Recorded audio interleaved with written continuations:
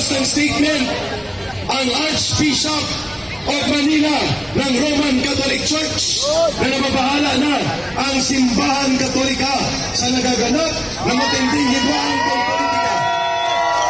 They are alarmed.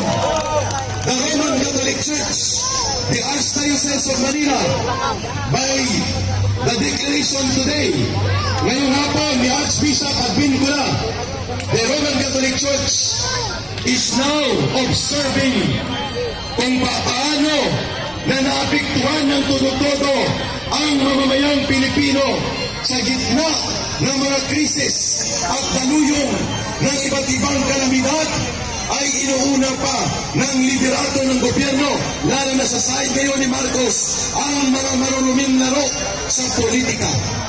The statement of Archbishop Advincula is very clear. The Roman Catholic Church are seriously observing the current political situation. At kung dumagsa ang taong bayan dito sa EDSA, mapipilitan ang mga leader simbahan at mga sektor na nasa ilalim nila na magsalita, panindigan, pabor sa interes at kabutihan ng mga Pilipino. Ano pa ang inaantay ng ibang sektor? Lalo na po sa Armed Forces of the Philippines, magsalita kayo. We don't call you to do mutiny or kodita. We are calling for you na huwag niyong tapakan ng mikropono at ngayon ay nag-feedback.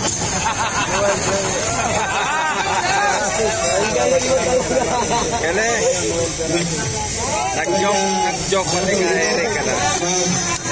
Anti-climactic. Okay, tapusin ko na muna.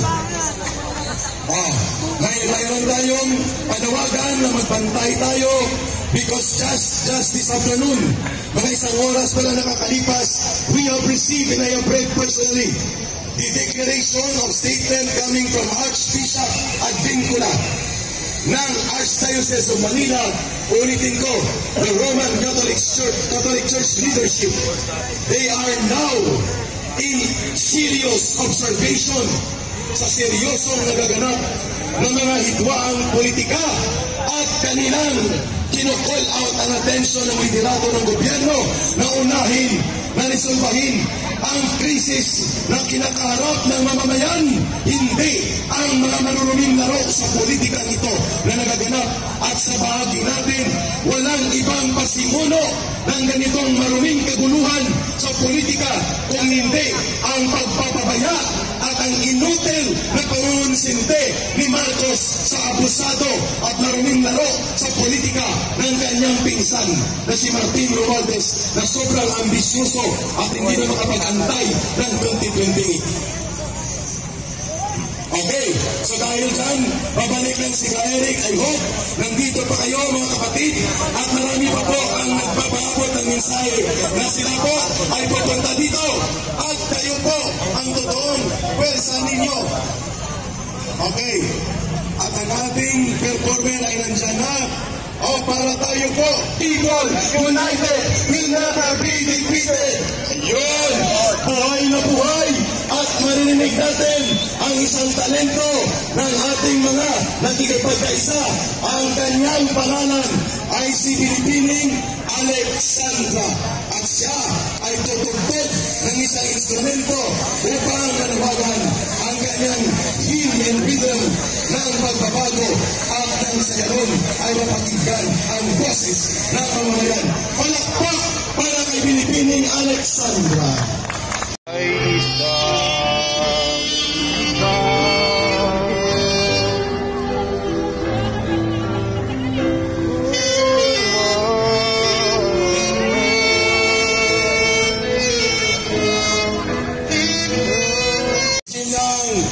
sinabi na ang bigas na 20 hindi natutupad. Maraming pera na nawala sa ating gobyerno, sa ating kaban. Maraming proyekto, billions, pero wala naman nakikita. Nasaan itong pera natin, mga kapatid ko? Kagustuhan ba natin ito? na sa pamamaraan ng Speaker of the House, lahat ng kalyado niya, karamihan sa congressman, puro kontraktor. Merong construction firm, meron mga negosyo. Sila doon sa Kongreso ang nakaghawak ng pera ng taong bayan. Merong proyekto ang gobyerno, sila lang nag-uusap, sila lang ang naghati-hati sa pondo. Nakalimutan na nila ang pangangailangan ng ating mga kapwa Pilipino. Do we deserve this? May tanong ko sa inyo, mga kababayan ko. Natatanggap ba natin ito? Kaya tayo ngayon, lahat ng naparito ngayon, tayo ang nagbibigay ngayon ng pag-asa sa hindi nakarating ngayon dito. Sa 120 million na Filipinos, ipaabot natin sa kanila. Tayo lahat dito naparito ngayon na to give inspiration for their aspirations to live with dignity and a peaceful life. Kaya mga public officials natin, you will be accountable for this. Huwag ninyo i-manipular. Well, don't ever manipulate the citizenry in terms of your vested interest to remain in power and to enrich yourself at the expense of the Filipino people suffering in sufferance for no employment, for no income, for no decent life. Nasaan ang pagrespeto nating gusto tanggapin yan? Napansin ko rito si Banat Bay, sir. Hindi dapat mangyari yan, mga kapatid ko. Kaya mga kapatid ko na nasa gobyerno, punta kayo rito para masaksihan ninyo ang mga kapatid natin isa yan sa mga na idol natutulog natin. ngayon dito sa semento, Si na Banat Bay. nagugutom. Pero hindi, marami naman tayong pagkain. Salamat sa mga maraming kapatid natin na nagkaroon ng Banat Bay. Banat Bay. Mahusay na kalooban. Yeah. Kapicture na kayo. Okay.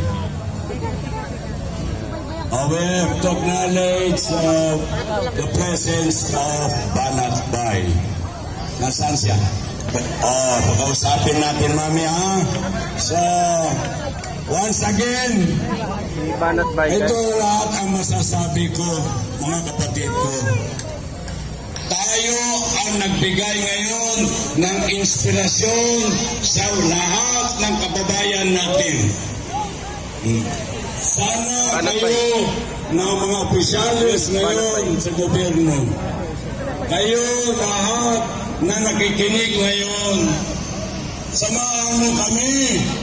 Samahan ninyo itong mga kasamahan natin ngayon dito, ang mga kapatid natin ngayon na nagdurusa, na humihingi sa inyo, humihiling sa inyo, nagampanin ninyo ang katungkulan ninyo bilang public officials, bilang presidente ng Pilipinas, bilang speaker ng Kongreso, bilang Senate President at sa lahat ng public officials.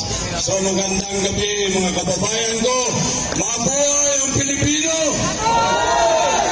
Mabuhay ang Pilipinas! Maraming salamat, daghang salamat. Parang tulog na. Gising ka ba?